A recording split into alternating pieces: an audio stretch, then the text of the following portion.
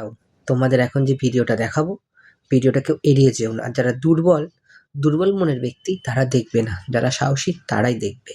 আর যারা দেখবে তাদের যদি রাতের ঘুম উড়ে যায়, আমাকে পরে দোষ দেবে না। একটা কাপেল রাতে ঘুমাচ্ছিল একটি হোটেলের রুমে। তো তাদের রুমে একটি সিসিটিভি ছিল। আগের দিন রাতে তাদের গায়ে দিয়ে কম্বল সরে যাচ্ছিল, কিন্তু তারা ভয় পেয়েছিল, ভেবেছিল নিজেদের মধ্যে কেউ এটা বদমাইশি করছে, তাই একে অপরকে ভয় পেয়েছিল। কিন্তু পরের দিন তারা এই ঘটনাটা দেখে তারা হকচকিয়ে গেল। তোমরাও দেখে বলো সত্যি না এটা পুরোটাই এডিট।